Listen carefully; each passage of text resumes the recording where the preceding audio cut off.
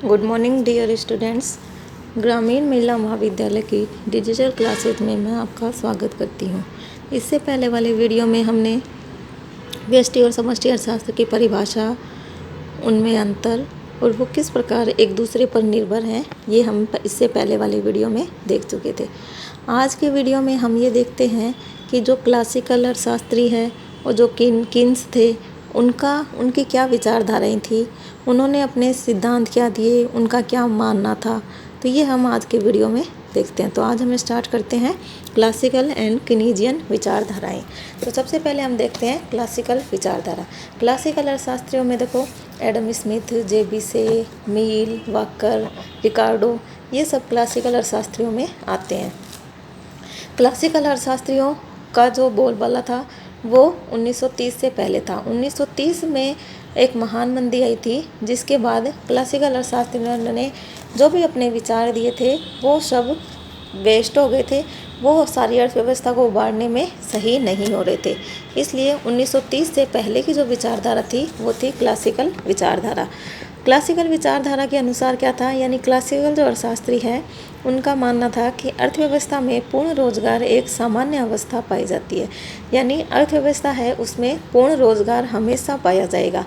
कोई by chance ही अर्थव्यवस्था में अगर बेरोजगारी पाई भी जाती है तो अर्थव्यवस्था में जो शक्तियां हैं वो इस प्रकार से संतुलन में आएंगी कि अर्थव्यवस्था में पूर्ण रोजगार स्थापित हो जाएगा। यानी जो क्लासिकल अर्थशास्त्री हैं उनका ये मानना था कि अर्थव्यवस्था में संतुलनकारी शक्तियाँ इस प्रकार से कार्य करती है कि अर्थव्यवस्था में एनी टाइम पूर्ण रोजगार ही पाया जाता है। ठीक है। दूसरा इन्होंने बताया था कि कुल मांग कभी भी कुल पूर्ति से कम नहीं हो सकती। यानी इनका ये मानना था कि मांग कभी भी कम नहीं होगी, यानी अर्थव्यवस्था में कभी भी मंदी की स्थिति नहीं आएगी। कुल मांग कभी भी कुल पूर्ति से कम कैसे नहीं होगी। एक प्रसिद्ध अर्थशास्त्री थे जिनका नाम था जे.बी. से। उन्होंने एक प्रसिद्ध कथन दिया था अपना कि पूर्ति अपनी मांग स्वयं पैदा करती है या पूर्ति अपनी मांग का सृजन स्वयं करती है। इसके अकॉर्डिंग क्या था कि इन्होंने बताया था कि अगर किसी समय अल्प समय के लिए अति उत्पादन हो भी जाता है तो पूर्ति है वो अपनी मांग का सृजन स्वयं करेगी। यानी अति उत्पादन होगा तो क्या होगा, वस्तुओं की कीमतें कम हो जाएंगी और कीमतें कम होगी तो लोग उन्हें ज़्यादा खरीदेंगे और उन वस्तुओं की मांग क्रिएट हो जाएगी। यानी अर्थव्यवस्था में कभी भी जो मांग है वो पूर्ति से कम नहीं होगी, और मांग अगर पूर्ति से कम नहीं होगी तो अर्थव्यवस्था में बेरोजगारी जैसी कोई समस्या उत्पन्न नहीं होगी। ठीक है। यानी MD = MS। MD क्या है, डिमांड ऑफ मनी, और MS क्या है, सप्लाई ऑफ मनी। ये हमेशा क्या होते हैं, एक दूसरे के बराबर होते हैं।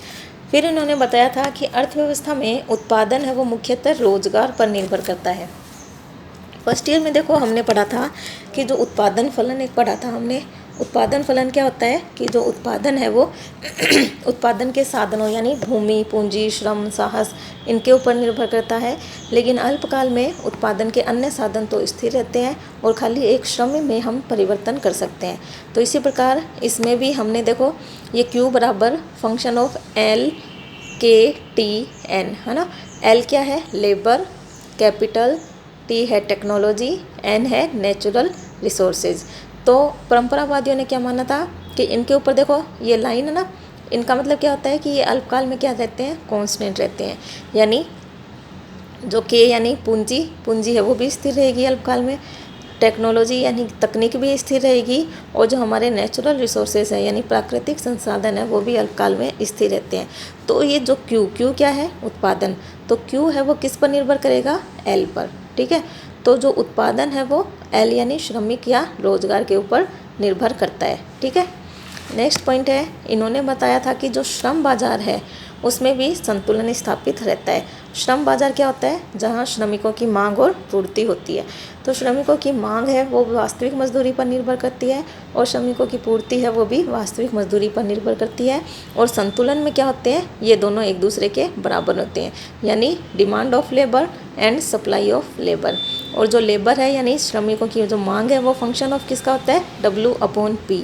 यहाँ W तो क्या होता है, मजदूरी, और P क्या है, कीमत स्तर। तो देखो मौद्रिक मजदूरी तो आप सबको पता है कि मौद्रिक मजदूरी क्या होती है, जो श्रमिकों के हाथ में जो पैसा आता है ना वो मौद्रिक मजदूरी होती है। लेकिन वास्तविक मजदूरी क्या होती है, जब मौद्रिक मजदूरी में हम कीमत स्तर का भाग दे देते हैं तो वो वास्तविक मजदूरी होती है। तो परंपरावादियों का ये मानना था कि जो श्रमिकों की मांग है वो भी वास्तविक मजदूरी का फलन है और श्रमिकों की जो पूर्ति है वो भी वास्तविक मजदूरी का फलन है। और इसमें क्या होता है, संतुलन पाया जाता है, यानी जो डिमांड है वो सप्लाई के बराबर होगी। ठीक है। नेक्स्ट पॉइंट है अर्थव्यवस्था में सामान्य अति उत्पादन असंभव। अभी हमने पीछे पढ़ा था ना JB से, है ना, इसे इनका नियम क्या था कि पूर्ति अपनी मांग का सृजन स्वयं करती है। जब पूर्ति अपनी मांग का सृजन स्वयं ही कर लेगी तो अति उत्पादन जैसी कोई समस्या अर्थव्यवस्था में उत्पन्न नहीं होगी। नेक्स्ट पॉइंट इन्होंने क्या बताया था कि बचत एवं निवेश में संतुलन है वो ब्याज के द्वारा होता है, ब्याज दर के द्वारा होता है। यानी जो बचत है, सेविंग है, वो किसका फंक्शन है, रेट ऑफ इंटरेस्ट का, यानी ब्याज दर का। ठीक है। बचत में और ब्याज दर में कैसा रिलेशन है, डायरेक्ट है या इनडायरेक्ट, सोचो। बचत और ब्याज दर में डायरेक्ट रिलेशन है। कैसे कि ब्याज दर अगर बढ़ती है तो हम ज़्यादा बचत करेंगे, ताकि हम अगर किसी को ब्याज, उसको पैसे किसी को दें तो हमें ज़्यादा ब्याज मिलेगा, है ना। तो ब्याज दर में और बचत में कैसा संबंध है, डायरेक्ट रिलेशन है, यानी सीधा संबंध है। जबकि निवेश में और ब्याज दर में कैसा संबंध है, विपरीत संबंध, यानी इनडायरेक्ट रिलेशन है। क्योंकि अगर हमें बैंक से पैसे लेने हैं, कोई भी चीज़ में हमें लगाने या इन्वेस्टमेंट करना है, तो अगर हमें सस्ती दर पर लोन मिलेगा तभी तो हम लेंगे ना। अगर हमें लोन की जो रेट ऑफ इंटरेस्ट है वो ज़्यादा देनी पड़ेगी तो लोग हैं वो कम लोन लेंगे। तो निवेश में और ब्याज दर में कैसा संबंध है, विपरीत संबंध पाया जाता है। तो परंपरावादी अर्थशास्त्रियों का ये मानना था कि जो बचत है वो भी फंक्शन ऑफ आर, यानी आर क्या है, रेट ऑफ इंटरेस्ट, वो भी बचत का, जो बचत है वो भी ब्याज दर का फलन है, और जो निवेश यानी इन्वेस्टमेंट है वो भी ब्याज दर का फलन है। लेकिन अंतर क्या है, जो बचत और ब्याज दर है उनमें तो डायरेक्ट रिलेशन है और इन दोनों में इनडायरेक्ट रिलेशन है। ठीक है। नेक्स्ट पॉइंट है मौद्रिक क्षेत्र में संतुलन। मौद्रिक क्षेत्र में संतुलन के लिए इन्होंने क्या बताया था कि फिशर का मुद्रा परिमाण सिद्धांत को इन्होंने आधार माना था। जो कि फिशर का मुद्रा परिमाण सिद्धांत वो क्या बताता है, PT = MV। ठीक है। PT होती है ना, ये तो होती है मुद्रा की मांग, और MV होती है मुद्रा की पूर्ति। ये मुद्रा की पूर्ति कैसे हुई कि M तो है मुद्रा की पूर्ति और V क्या है, मुद्रा का चलन वेग।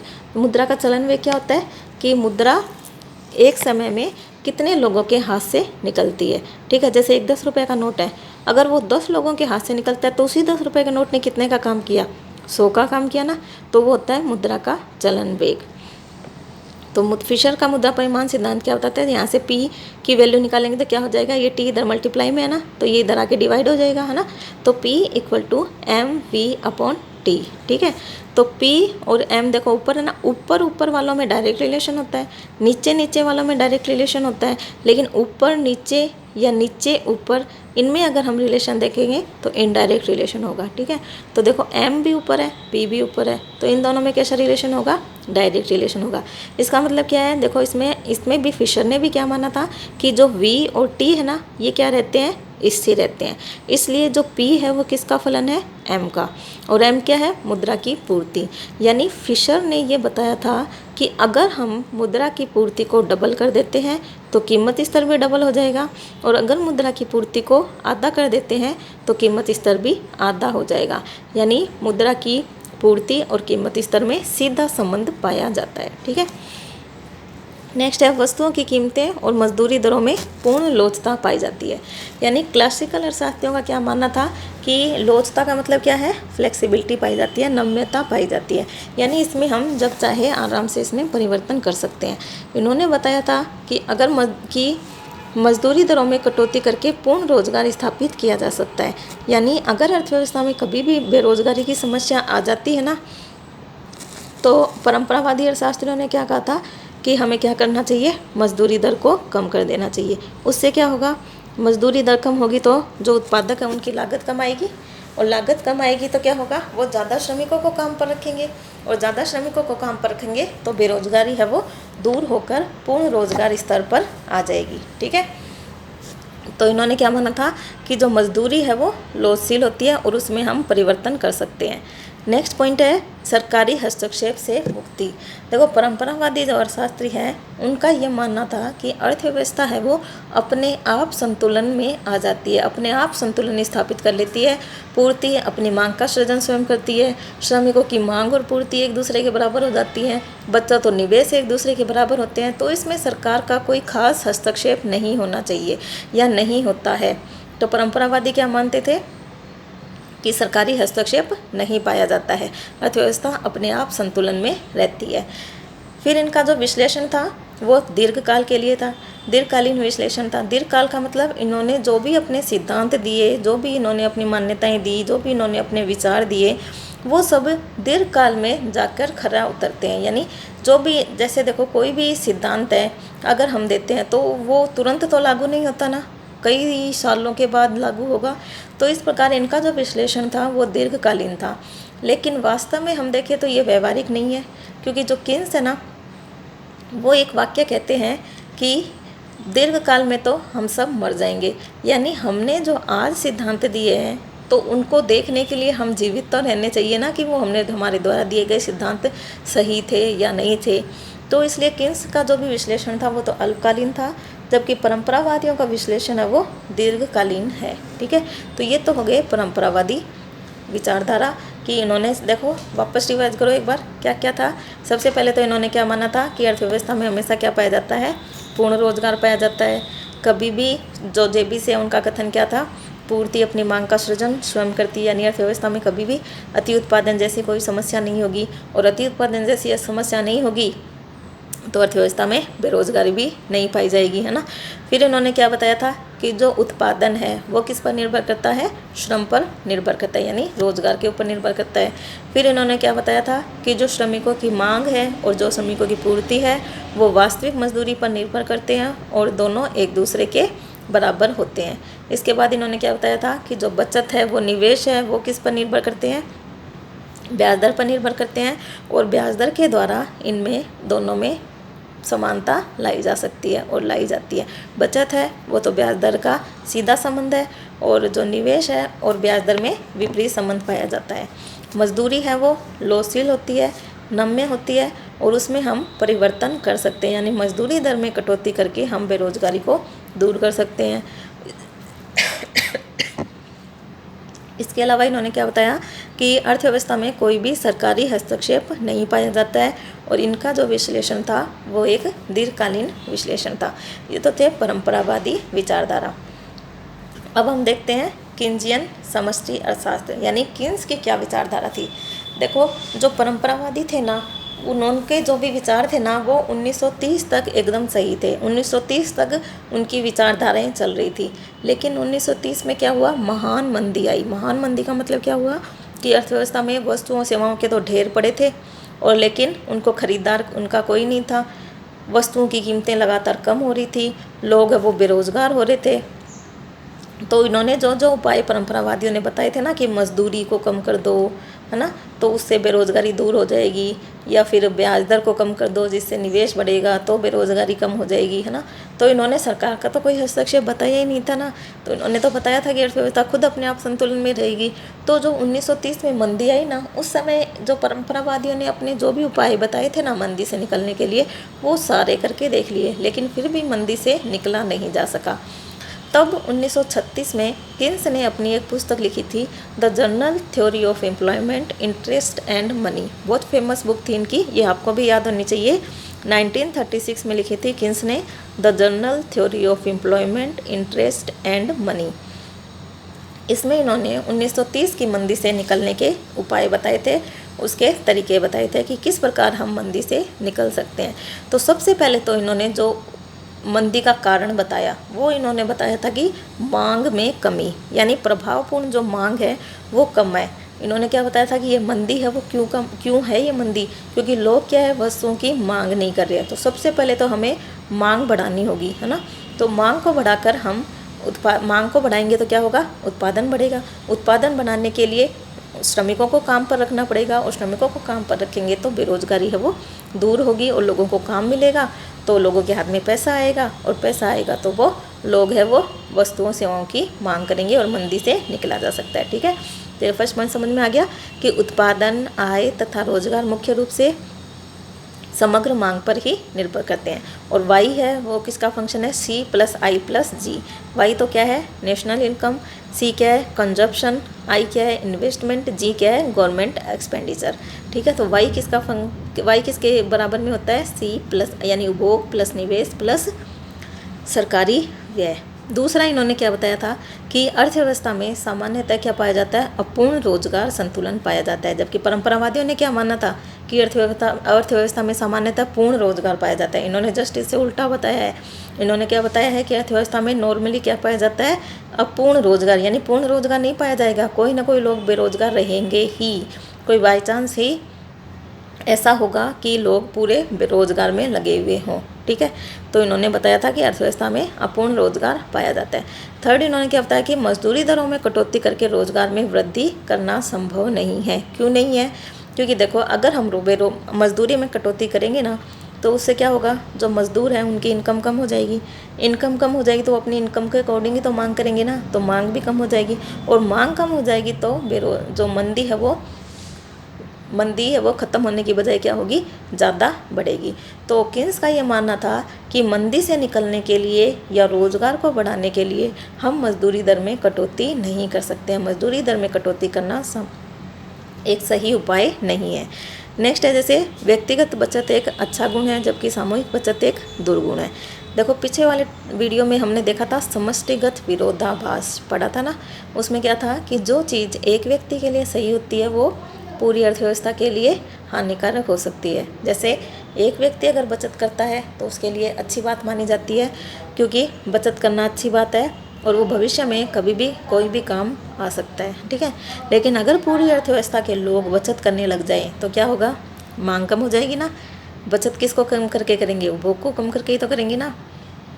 तो बचत करने बढ़ाने से क्या होगा, उपभोग कम होगा, उपभोग कम होगा तो मांग कम होगी, और मांग कम होगी तो क्या होगा, अर्थव्यवस्था में वस्तु सेवाओं की कीमतें गिरेंगी और अर्थव्यवस्था को मंदी का सामना करना पड़ेगा। ठीक है, अब इसमें क्या है, फिर नेक्स्ट पॉइंट है ब्याज एक मौद्रिक घटना है। यानी कि क्लासिकल अर्थशास्त्रियों ने तो क्या कहा था कि ब्याज, जो बचत और निवेश है वो ब्याज का फलन माने जाते हैं। यानी बचत है वो ब्याज दर का डायरेक्ट रिलेशन है और निवेश का इनडायरेक्ट रिलेशन है। जबकि किन्स ने क्या बताया था कि तरलता पसंदगी और मुद्रा की मात्रा का फलन माना जाता है। क्या माना जाता है, किन्स ने बताया था कि ब्याज दर है वो तरलता पसंदगी क्या हो जाती है, लिक्विडिटी का मतलब है कि हमारे पास नकद में कितने पैसे हैं। ठीक है, उसके ऊपर निर्भर करती है ब्याज की दर, और जो ब्याज की दर है वो किसका फलन है, फंक्शन है L/N का। यानी सरकार है वो मुद्रा की मांग में वृद्धि कम ब्याज दर को और कम करके कर सकती है और निवेश को प्रोत्साहित किया जा सकता है। यानी कि देखो ये जो है ना फंक्शन ऑफ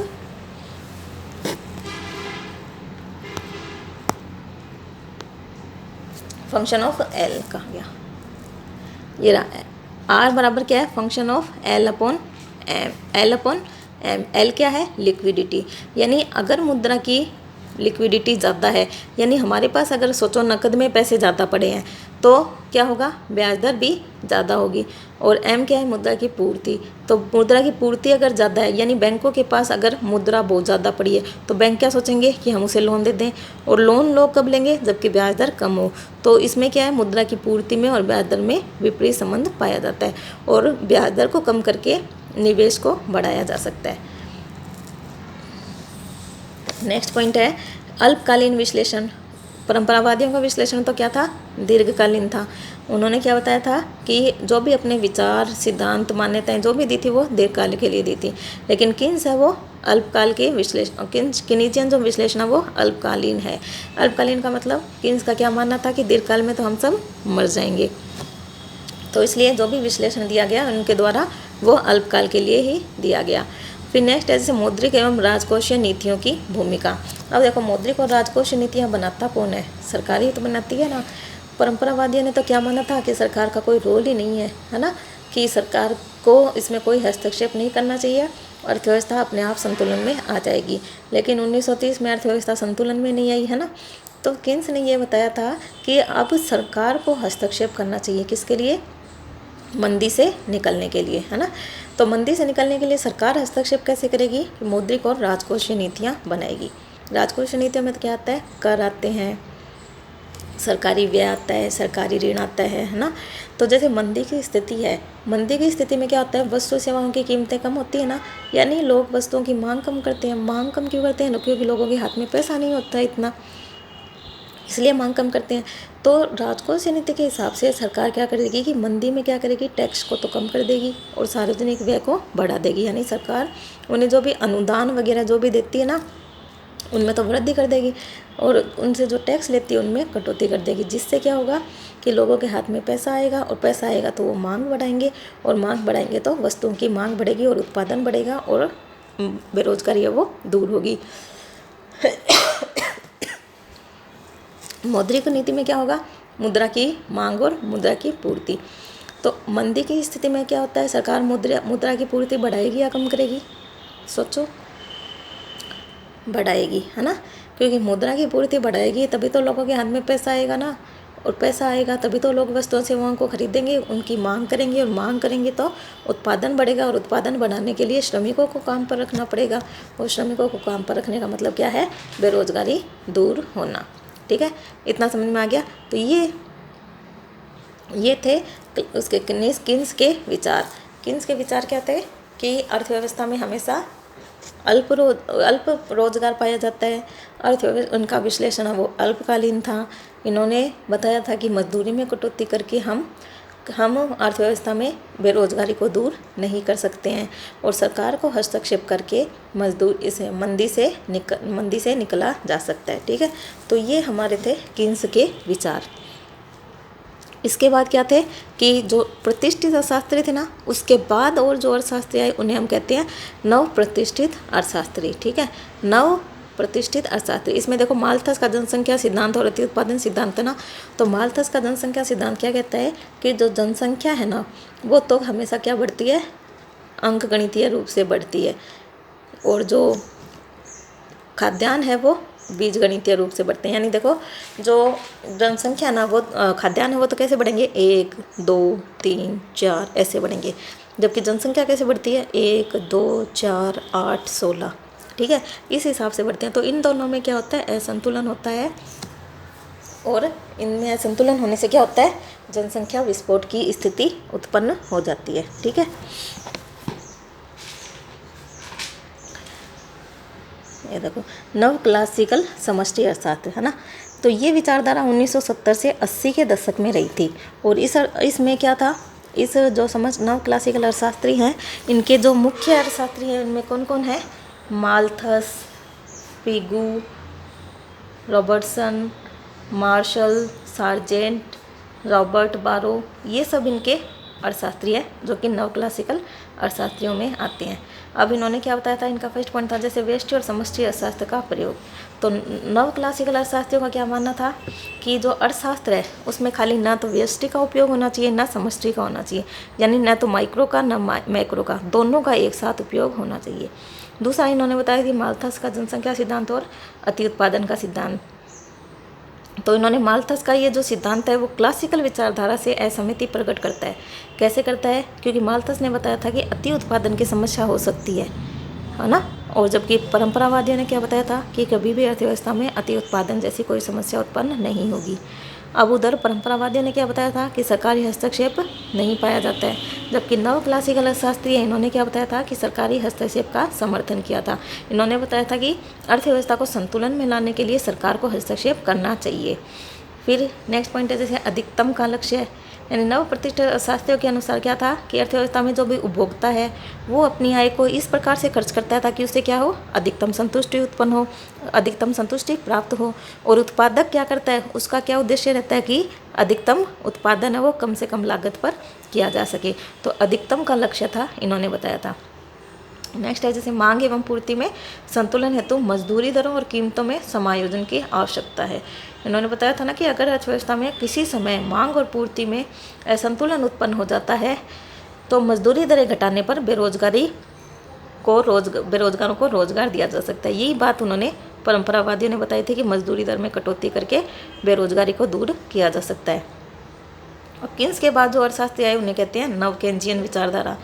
तो यह आधुनिक समष्टि अर्थशास्त्र में सबसे अधिक प्रभावशाली विचारधारा मानी गई है। ये कब थी? 1980 के बाद आई थी। जबकि नव क्लासिकल कब आई थी? 1970 के आसपास आई थी। तो 1970 से 80 तक नव क्लासिकल चली और 1980 के बाद नव केंजियन विचारधारा आ गई थी। ठीक है, और इनमें कौन कौन से अर्थशास्त्री आएंगे? इसमें देखो आएंगे जॉर्ज एरकलॉफ, जे येलन, डेविड रोमर, ओलिवर ब्लेंचर्ड, ग्रेगरी मेनकीव, है ना, ये सब इसके अंतर्गत आते हैं। इन्होंने क्या बताया था? इनकी मुख्य बातें क्या थी कि